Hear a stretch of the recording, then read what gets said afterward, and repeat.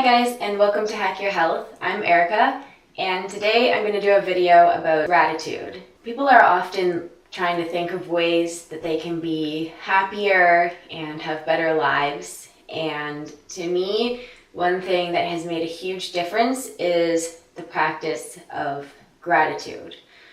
So I'll just give an example of why I started thinking about this more recently. So I saw a post on Facebook by an acquaintance of mine, and it was saying things like, they were very depressed, and they were talking about how, other people had it so easy, but they always had problems, and comparing themselves and their own lives to other people and feeling sorry for themselves because they didn't have what those people had, at least not in their perception. And I know this person to be very, by all appearances, healthy, attractive, young, energetic person. They're also Canadian, so we have a very high quality of life here and a lot of opportunities. And so when I read this, I thought to myself, this person really needs to start practicing gratitude because, they're looking at what they don't have and they're stuck in that. And I've been there myself, and it's definitely a genuinely difficult place to be.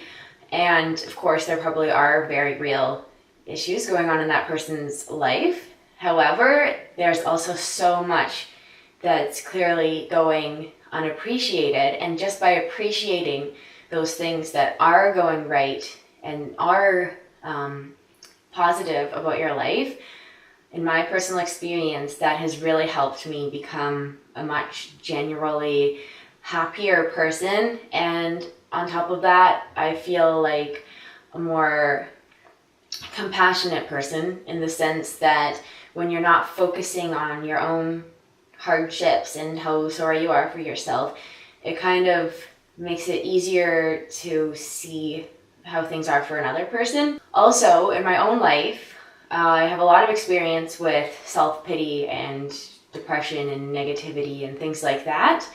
And basically, I had a lot of health problems, as those of you who have seen my videos probably have realized.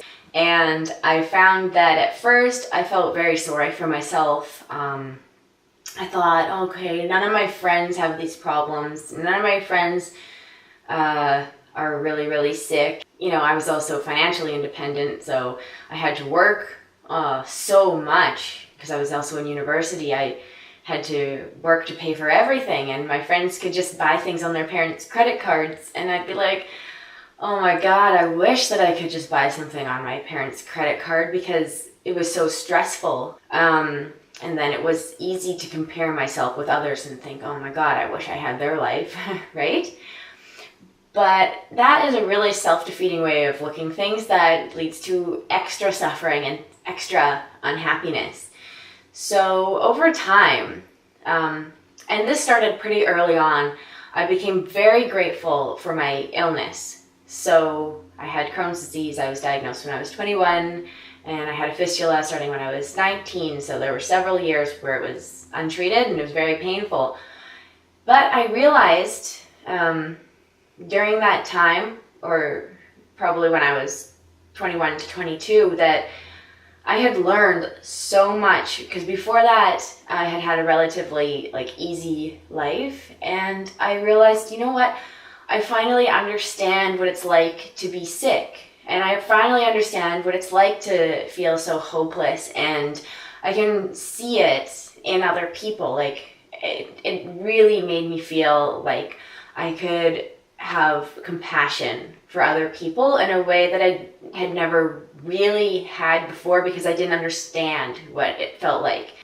And I also learned how to take care of myself, a lot about eating better, which in today's world is something that you really need to educate yourself on. And I find that that's going to serve me for the rest of my life.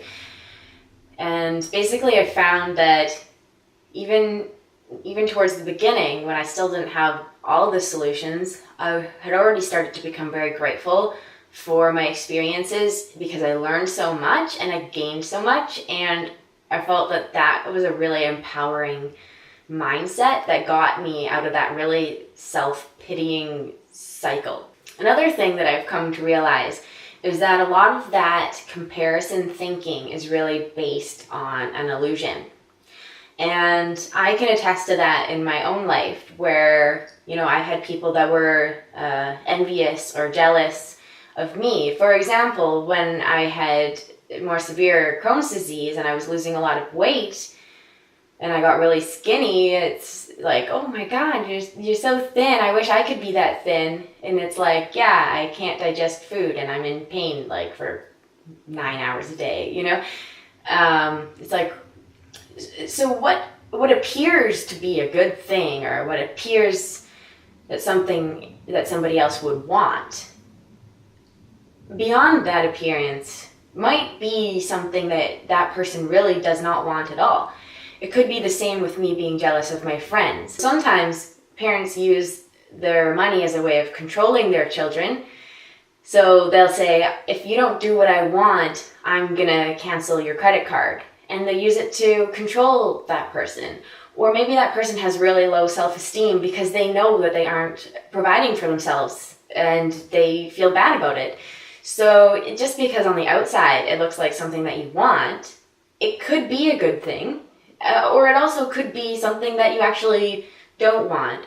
So that's why that kind of comparison is really based on an illusion, I feel. And it's not appreciating the good things about your own situation, whatever they may be, whether they're difficult lessons or whether they really are good things.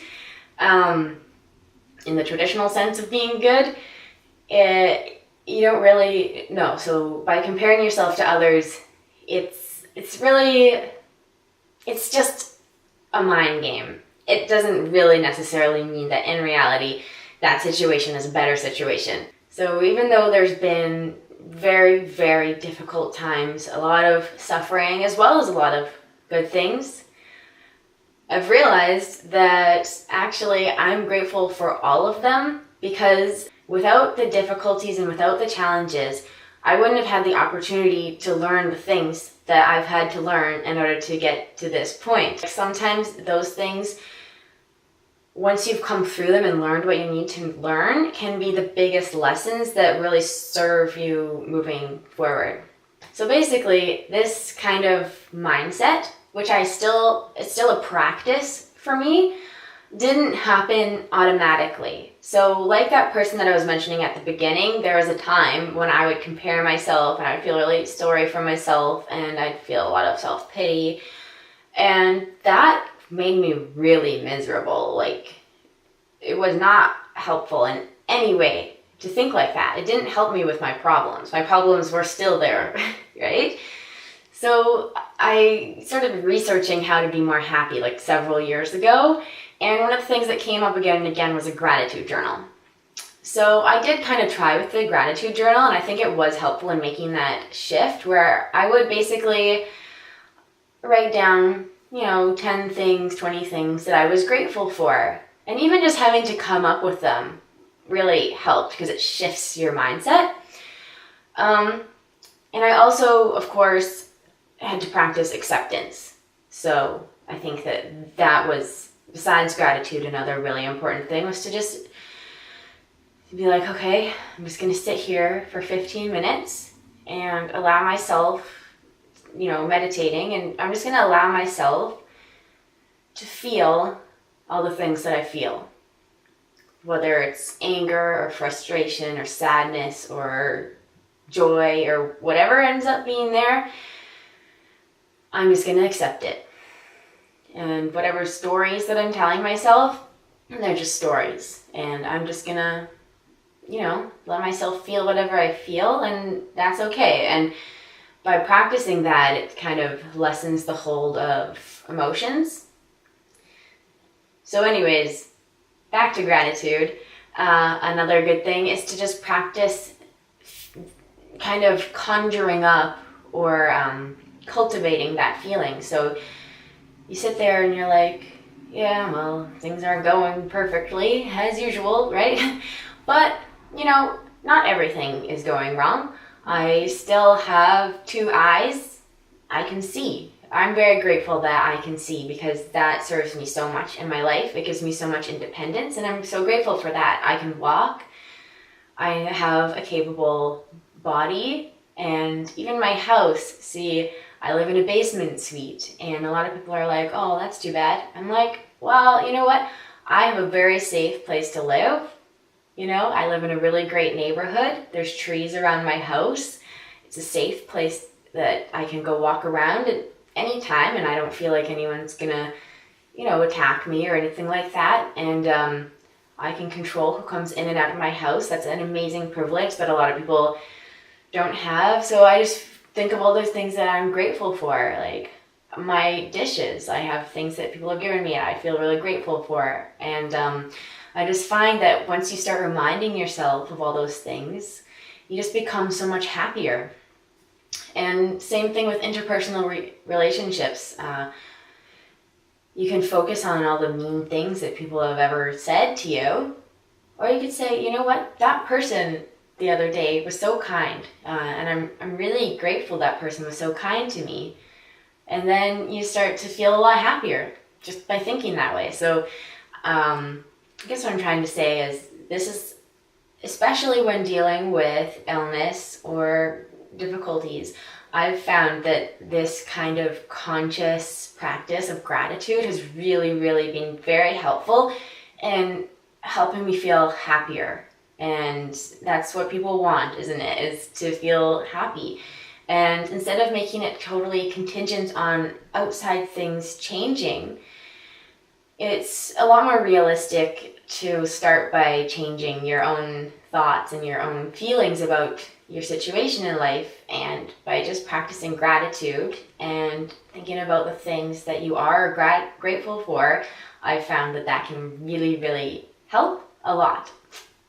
And I just wanted to share that with you in case that could be a helpful shift for anyone. Of course, there are certain things that are very difficult to accept and very challenging.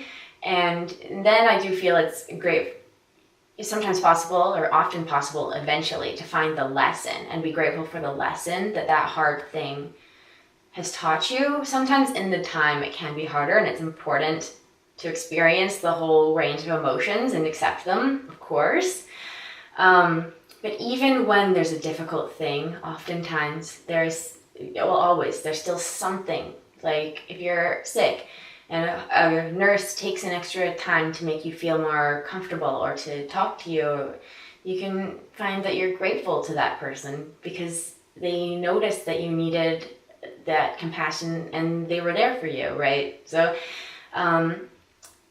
you'll find examples in your own life. This is just kind of a shift in sort of energy or mindset that I feel is very important and often overlooked in the kind of consumeristic, always wanting more sort of lifestyle. And yeah, if you practice gratitude, I'd love to hear kind of what you do. Like, do you keep a journal? Do you just remind yourself for 5 minutes when you get up in the morning? Or what kind of changes has it brought into your life? Or if you're just starting, what made you want to start?